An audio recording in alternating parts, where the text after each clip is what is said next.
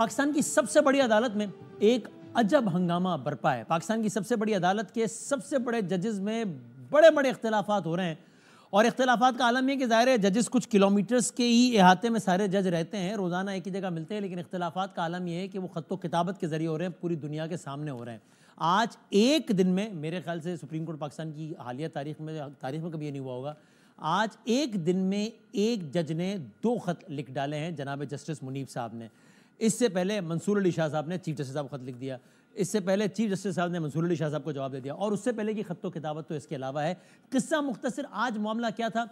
63A का मामला था। अदालत ने एक फैसला दिया था कि जिसके तहत अगर कोई शख्स पार्टी लाइन, इसका खुलासा ये है आसान अल्फाज में कि अगर कोई शख्स पार्टी लाइन की खिलाफ वर्जी करते हुए वोट देता है तो उसका वोट भी काउंट नहीं होगा और वो अपनी रुकनीत से भी हाथ धो बैठेगा।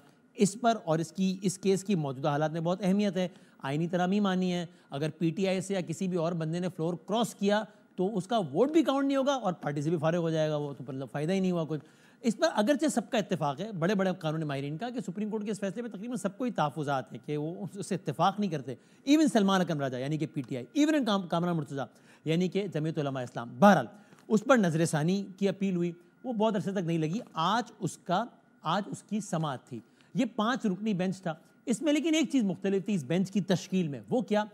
प्रैक्टिस एंड प्रोसीजर कमेटी बनाती है बेंच, उसी ने बनाया, लेकिन वो कमेटी मुख्तलिफ थी। वो कैसे? उस कमेटी में सबसे सीनियर जज यानी कि चीफ जस्टिस तो थे, उसके बाद सीनियर प्यूनर जज को होना चाहिए था, और फिर एक तीसरे सीनियर मोस्ट जज को होना चाहिए था, प्रैक्टिस एंड प्रोसीजर ऑर्डिनेंस जो असल था उसके तहत।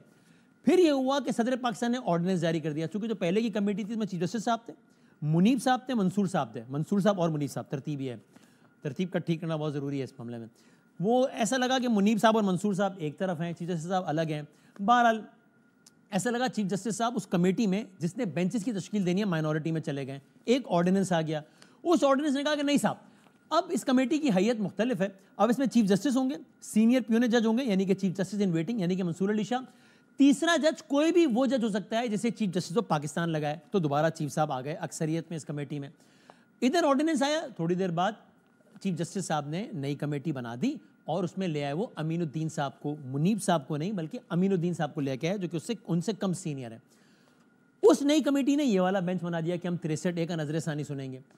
उसकी आज समाअत थी। इस दौरान कुछ और खत्तो किताबत हुई, हम उसको छोड़ देते हैं वरना बात लंबी हो जाएगी। आज जब उसका बेंच लगाए तो हैरत अंगेज तौर पे, वो हमारे टॉक शोज़ में नहीं होता कभी कभी कि हम कहते हैं कि ये कुर्सी खाली है, इस मेहमान को आना चाहिए था, आया नहीं है, तो उस अंदाज से सुप्रीम कोर्ट ऑफ पाकिस्तान में आज 5 कुर्सियां लगी, 4 जज बैठे, एक कुर्सी खाली थी, वो थी जनाब जस्टिस मुनीब साहब की। समाअत का आगाज़ हुआ। चीफ जस्टिस साहब ने उसी समाअत के दौरान कहा कि जस्टिस मुनीब साहब आज की समाअत में बैठने से माजरत कर रहे हैं। जस्टिस मुनीब साहब ने अपनी अदम दस्तयाबी का जो ऐलान है बजरिया ख़त किया, जो कि उन्होंने रजिस्ट्रार सुप्रीम कोर्ट को लिखा। रजिस्ट्रार ने चीफ जस्टिस साहब को पहुंचाया। चीफ जस्टिस साहब ने उस खत का जो आखिरी हिस्सा था वो पढ़ के सुना दिया और साथ में ये भी कहा कि मुनीब साहब कहते हैं कि इस खत को जो है वो सीआरपी का रिकॉर्ड का हिस्सा बना दिया जाए, लेकिन ऐसे नहीं होता, इस तरह खतूत को रिकॉर्ड का हिस्सा नहीं बनाया जा सकता।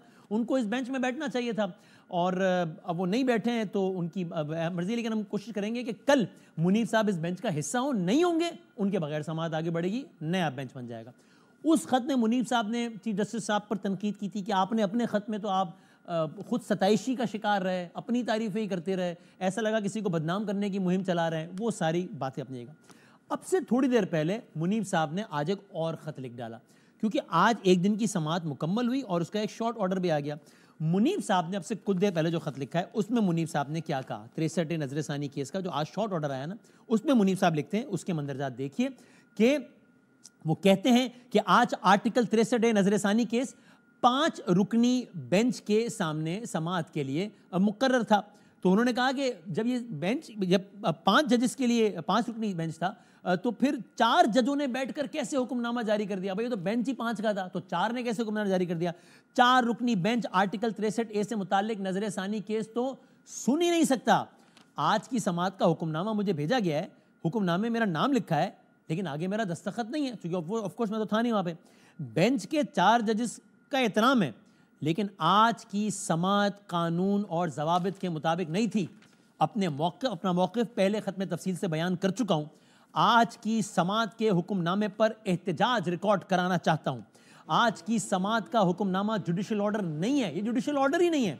63A की तशरीह के लिए नजरसानी केस के हुक्मनामे की कोई हैसियत नहीं है। बहुत सारे सवालात जन्म ले रहे हैं।